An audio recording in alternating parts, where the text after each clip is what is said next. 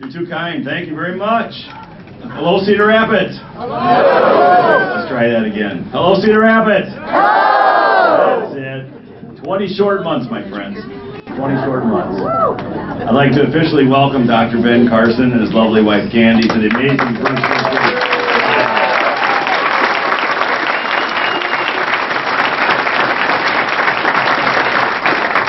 I'd also like you to know, Doctor, that the thoughts and prayers of the people here in the first district are with your mother, Sonia. She goes through a battle with Alzheimer's. Well, I've been in Washington, D.C. 4 months. I was there all last week, and I must say, my friends, it is great to be back in America.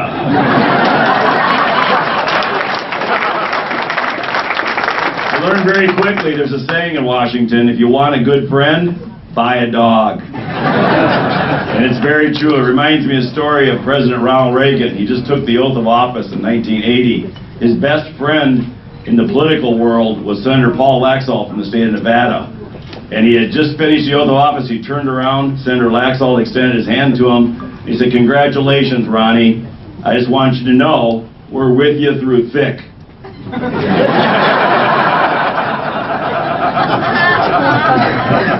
And Reagan said, "What about the thin?" He said, "Welcome to Washington, Mr. President."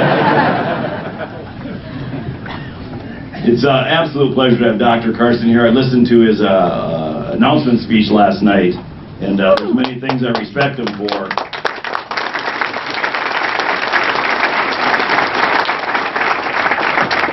Many things I respect him for and agree with him on, but I want to just point out briefly a couple of the things I'd like to mention. He talked in his speech about a political class in Washington, D.C. My friends, I've been there 4 months. It's absolutely true. There is a political class, an established political class in Washington, D.C. I call them the ruling class, and it must stop. I made a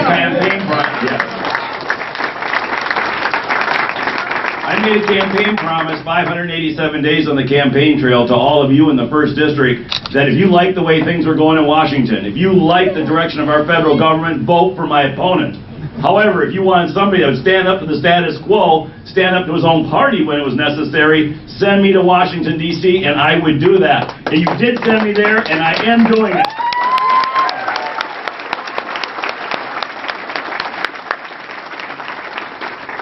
We've co-sponsored legislation to enact term limits as an amendment to the Constitution.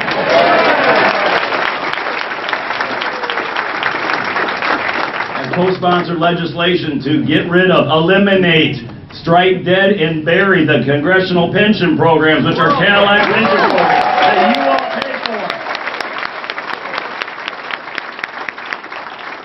for. Democrat Gwen Graham from Florida and I co-sponsored legislation a few weeks ago to eliminate all first-class airfare travel and luxury car leases for congressional members paid for by the taxpayers.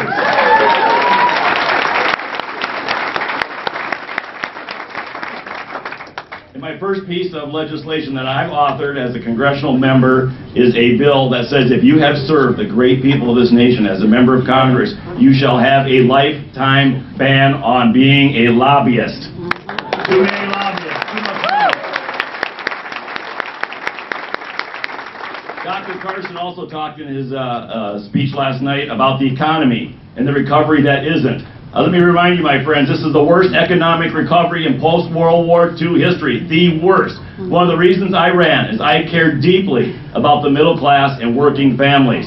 Had we had an average recovery instead of the worst recovery, instead of Obamonomics, all right, this is not the new normal, but had we had an average recovery, today we would have 12 million more Americans working, and the average family of 4 would have $11,600 in your check additional every single year. I will not accept this as the new norm, and we have got to reignite this economy again, and it's doable. So thank you for talking about that.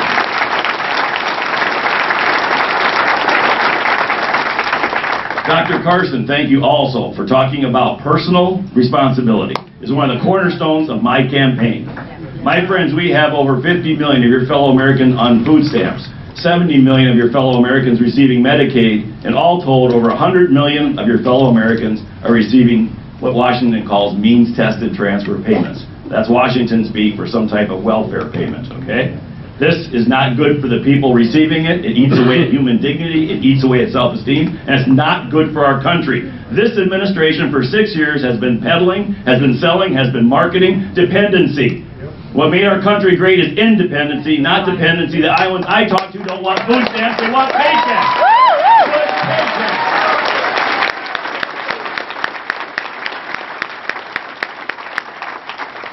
And lastly, I'm not a career politician. I came from the business sector. Dr. Carson is not a career politician, and I respect that as well.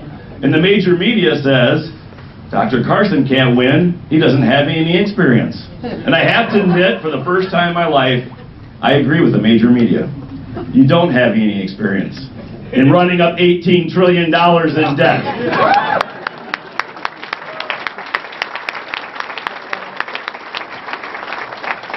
He doesn't have any experience in bankrupting Medicare and bankrupting Social Security. He doesn't have any experience in burdening businesses with crushing debt burdens, with crushing regulations, and with crushing tax burdens.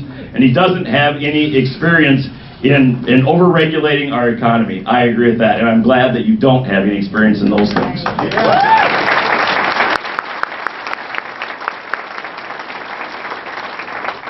I'd just like to sum up with what I would typically say when I was campaigning for this office, and that is I love Einstein's definition of insanity. And basically it says if we keep doing the same things tomorrow, my friends, that we're doing today, and we expect different results, that is patently insane. Okay, so we need change in Washington, D.C. It's 20 months till we have a new presidency. Not much is going to change for the next 20 months, but we need change. It's insane to send somebody like Hillary Clinton, who represents the last 6 years of the Oval Office, to the Washington, D.C. We need somebody that thinks outside the box. I think we need somebody that can absolutely implement change, believes in change, and toward that end, I am so proud to introduce to you Dr. Ben.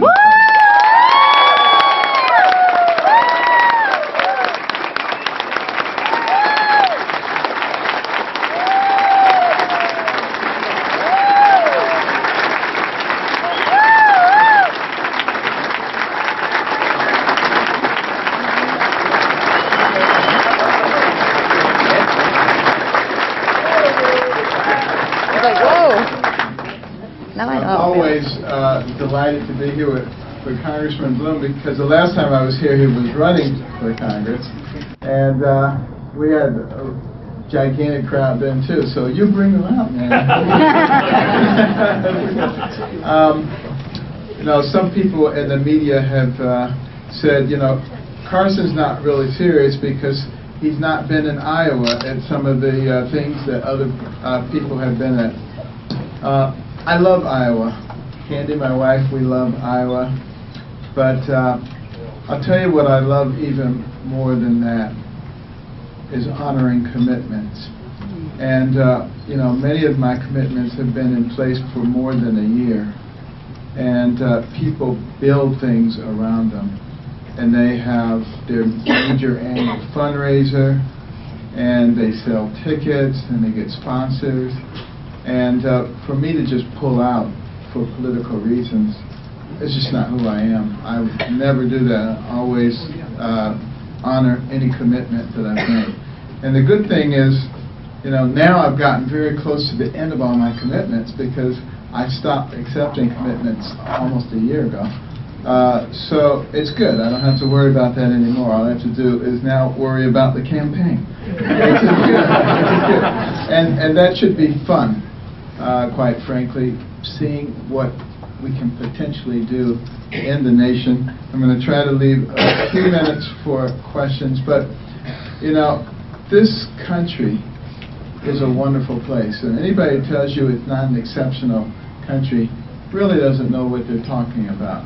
I mean, the world changed dramatically when this country came along. Before us, for hundreds of years, even thousands of years, people did the same thing the same way. And within 200 years of the advent of this country, men were walking on the moon. This is an amazing place. and what we have to do is keep it an amazing place.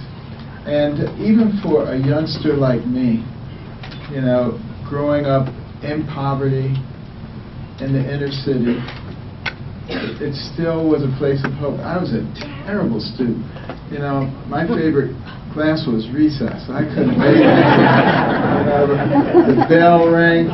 It was time to go home. Played basketball, baseball, football, dodgeball, any kind of ball. Throwing rocks at cars. I used to love throwing rocks. How many of you threw rocks at cars? There's a fair number of honest people. Everybody did it, but we have a fair number of honest. Because you know how much fun that was. I mean, sometimes those old people would get angry, and they would stop the car, and they would get out, and they would chase you. And we would run slowly to encourage them. And then when they were nearby, we were gone, man. But, you know, sometimes the police would come, and they were in unmarked cars.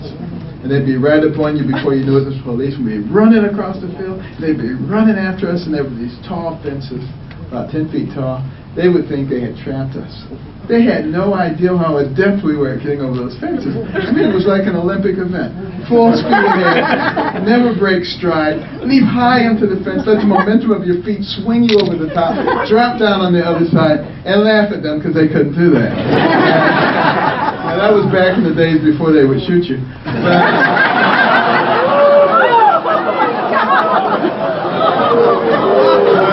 Just kidding. Actually, I throw that in because it's so important that we in America support our police. Because you need to recognize that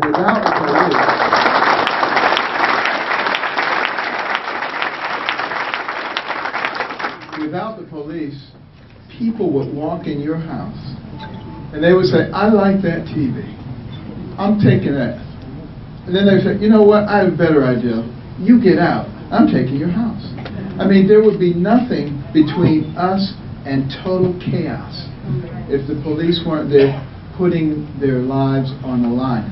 But what we have to do in this country now is we have to figure out a way that we can combat what the purveyors of division are trying to do.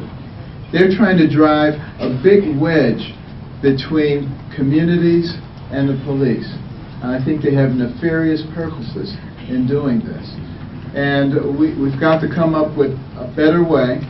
And I think what we have to do is really introduce police to communities much earlier so that little Johnny's first experience with the police is a friendly experience. This is Officer Joe.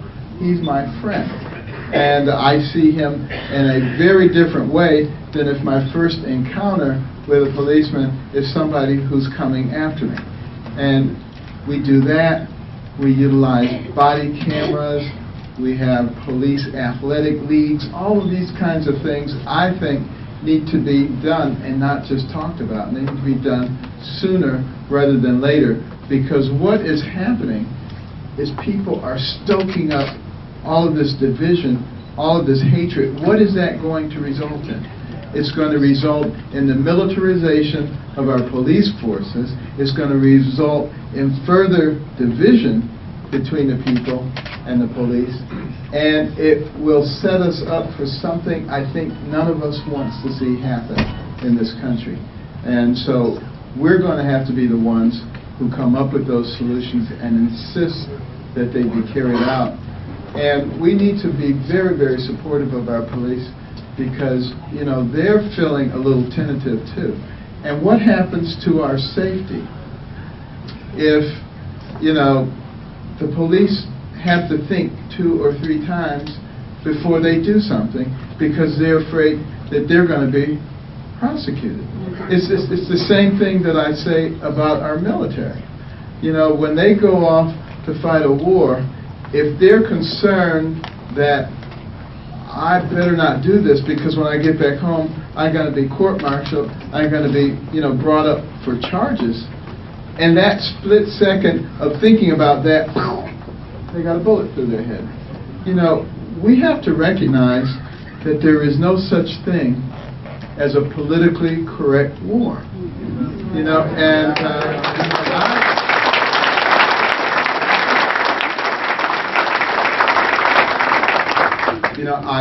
I believe in being humane, but I got to tell you, if you're fighting a war, there's going to be peripheral casualties.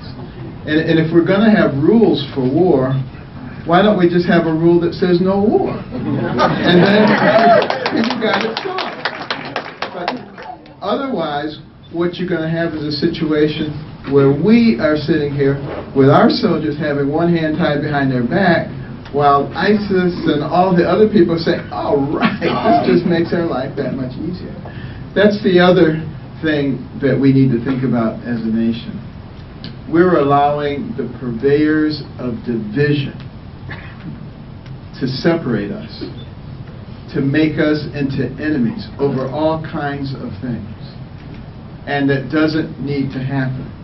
We got a war on women, age wars, income wars, race wars, religious wars, every kind of war that you can imagine, keeping us divided because they recognize that there is strength in our unity. And we, the American people, are the ones who are going to have to be smart enough to figure this out. You know, it doesn't, you know, most of the issues that are serious issues that are facing us, they are not Democrat or Republican issues. They are not conservative or liberal issues. They are American versus anti-American issues. And that's what we've got to solve.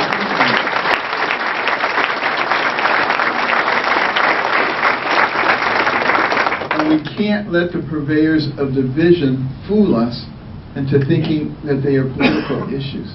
They are things that will destroy our very existence if we continue to allow ourselves to be manipulated. I personally believe that we can do so much better. You know, when I look at something like the so-called Affordable Care Act, the reason that I oppose it to such a great degree, it's not because I don't want people to have good health care. Of course I want people to have good health care. You know, it's because I don't want the government in control of the most important thing you have, which is your health and your health care.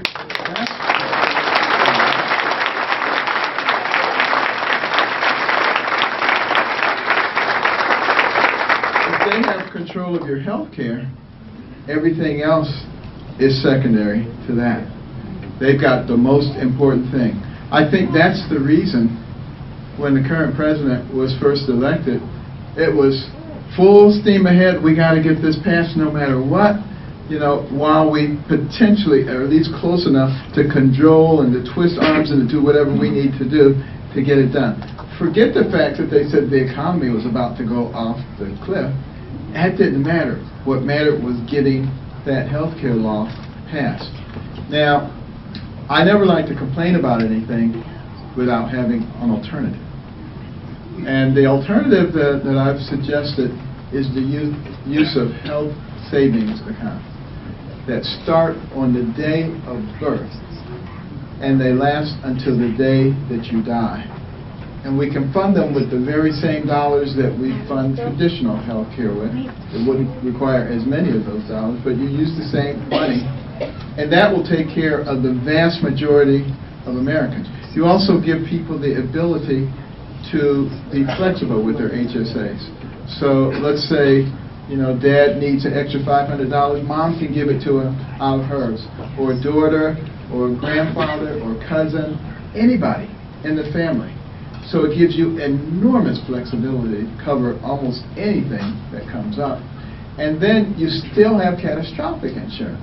But your catastrophic insurance is much cheaper because almost nothing is coming out of it. It's like having a homeowner's insurance policy with a large deductible, which is a very different animal than a homeowner's policy with almost no deductible, which would cost you a lot more money.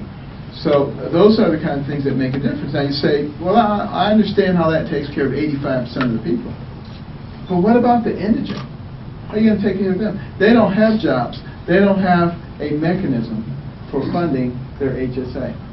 Well, how do we take care of them now? Medicaid. What's the Medicaid budget? $400 billion a year. $400 billion a year, that's a lot of money. How many people partake of it? About a quarter of our population. 80 million people. 80 million into 400 billion is 5,000. $5,000 for each man, woman, and child on Medicaid. That's a lot of money. In fact, a concierge or boutique practice costs anywhere from $2,000 to $3,000 on average around the country, and that's what very well-to-do people have. It still leaves you a couple $1,000s to buy a catastrophic health insurance policy, which you would be able to do with this kind of system. And the monies that you don't use just continue to accumulate. So think about the fact that from birth, you have money accumulating, because you're not going to use very much of it. Kids generally don't have a lot of catastrophic issues, and they don't have a lot of big issues that are going to eat that money up. So, you know, the majority of them are going to be into adulthood before they really need any money. We've had it costed out by some economists, and they said, looking at the average kinds of things that a person would have, of course there are going to be some who are not average, but we average them all in. The average person would have over $100,000 in their HSA at the time they die. And you can pass that on to your family, to your son, your daughter, your grandson, your granddaughter. And over a few generations, can you imagine how that money begins to accumulate? Pretty soon you reach a point where you don't even need any government contributions. And those are the kinds of things that we need to be shooting for, things that require less of the government and not more of the government in our lives. And then education is such an important issue also. We need to have people who actually understand what's going on so that they're not so vulnerable to slick politicians and dishonest media and people who try to manipulate them. It's very hard to manipulate somebody who's equipped with a lot of information. And one of the things that I always challenge people to do is spend a half an hour a day reading something you don't know, learning about something you don't know for half an hour a day. Half an hour is not a giant investment. But I guarantee you in a year's time, people who haven't seen you for a while will say, "Who are you? I know you were in that body, but I don't know who you are." Because you will be such a different person. And it really is an extremely empowering thing also. And it's amazing how much stuff you can learn if you consistently decide to do that. It makes all the difference in the world. But the bottom line is that, you know, this nation was designed around the people. It was not designed around the government. Our Constitution was designed to keep the government from infringing on the rights of the people. And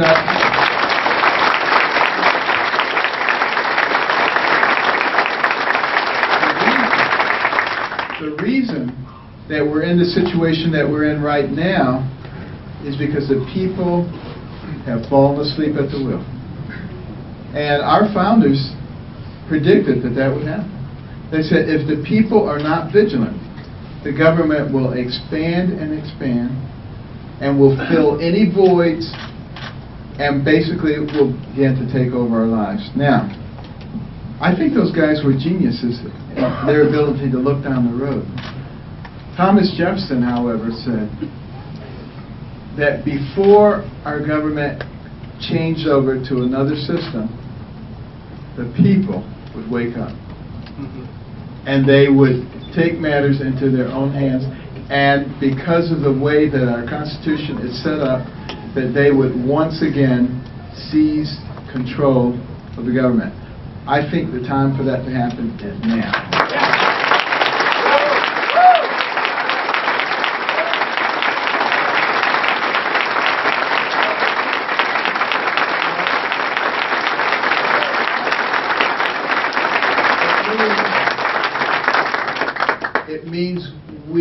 have to stop listening to the pundits and to the leaders of the political class, those parties who think that they know what's best, because they are the ones who have landed us in this situation. And they are interested in their own power and their own egos. We can no longer be interested in that.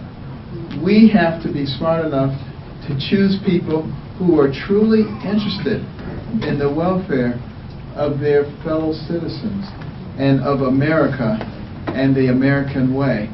And we also have to be willing to stand up for our faith and what we believe. You know, we cannot be ashamed.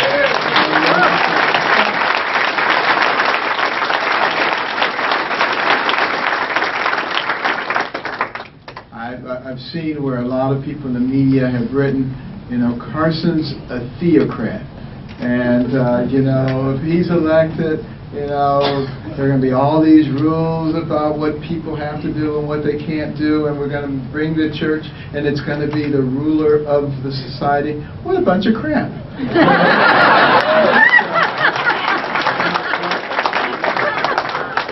What I believe in is true tolerance. True tolerance means that we don't try to impose our beliefs on anybody else. But it also means that the left doesn't get to impose their will of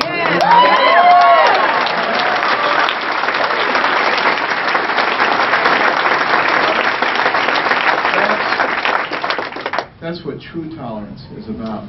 And America needs to be a place where there is liberty and justice for all. Everything needs to be fair for everybody. And I include in that taxation. We need a taxation system that is totally fair, that hits 100% of the population in a proportional way, just the way God said it should be. You make $10 billion a year, you pay $1 billion. You make $10 a year, you pay $1. And you get the same rights. What could be more fair?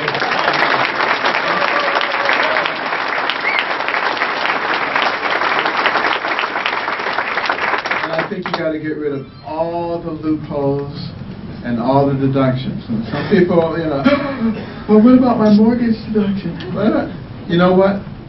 If we get rid of all the deductions and all the loopholes, and we have a fair flat tax, you're going to have a lot more money than you get back from your mortgage deduction.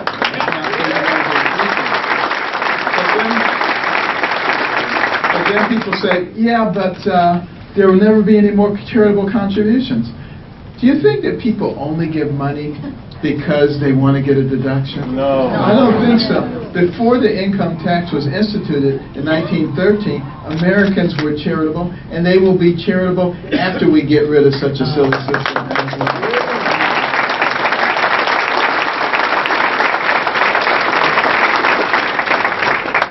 And then lastly, you know, there are some who say, but you can't put any kind of tax at all on the indigent people. Let me tell you something. I grew up as an indigent person. I've been lucky enough to go through all the societal levels from the bottom to the top. Let me tell you something. Poor people have dignity too. And they don't want to be just added on the top.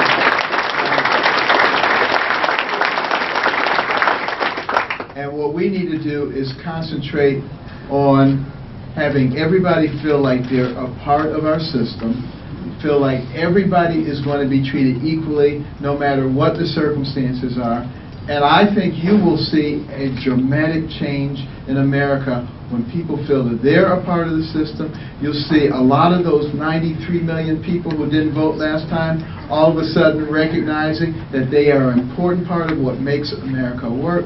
will see a lot of those 30 million evangelicals who didn't vote because they didn't think there was any difference between the two parties. They need to know that there is a big difference and that we're all part of the difference. We, the people, are the strength of this country. We are the ones who decide the direction of the country.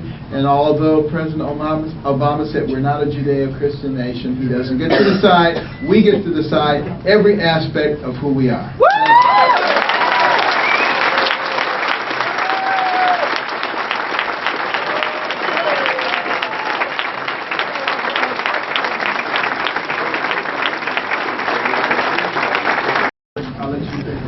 Okay, one from this side. Sir in the white. How is your health? The question is, how is my health? My health is excellent as far as I know. I think we're in very good shape. And you know, the nice thing about, spending 4 decades in medicine is I'm used to day after day after day of 12 to 16-hour days. So it makes this quite tolerable. But I am still looking forward to retirement. I just may have to delay it a little bit. And then one more up front. Dr. Ben, I would like to ask you what would your plans be to reduce our national debt? What would your plans be? Okay, the question is, what is the plan to reduce our national debt? Well, first of all, we need a balanced budget amendment. There's no question about that. And then the other thing we have to do is start running our government like we run a business. I've spent 18 years on the Kellogg board and 16 years on the Costco board. I've been on other boards as well, and I've learned a lot about business and how it works. And that's the reason that I've advocated putting together a group of incredible business minds and actually transforming our government from this thing that sits around and just wastes your money and has no concern about it whatsoever to something that actually makes sense, that people can see and understand where their money is going. One of the other things that I want to do is, it's going to sound strange, but actually add another government department. And this will be a covert department of individuals who look just like people in this room, but who actually work for the government, and they monitor what government workers do. So,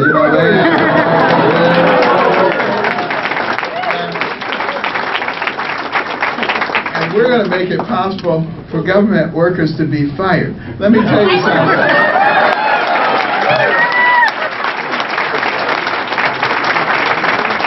I think you would see a big change immediately, and we're going to change the description of what the different governmental agencies do. For instance, Department of Education. I know a lot of people say we should get rid of it, but guess what?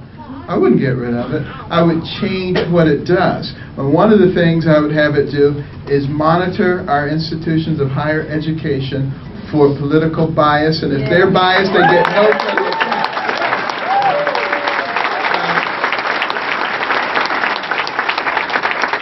You take the Environmental Protection Agency, instead of using it to depress our ability to utilize the abundant resources that God has given us, we use it to work with business, industry, academia to figure out the most environmentally friendly ways to develop our gifts and to use them the right way. And we have to remove the rules about energy exportation, because we now have the ability to liquefy gas, which means it can be exported. We can begin to export a lot more oil, and we can make Europe dependent on us and put Putin back in his little box. Thank you.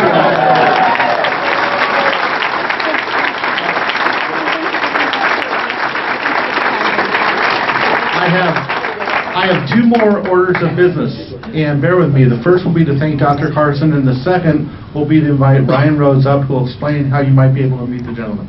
So first of all, everybody from Linn County, surrounding counties, all of us together, let's give Dr. Carson and Congressman Blum a big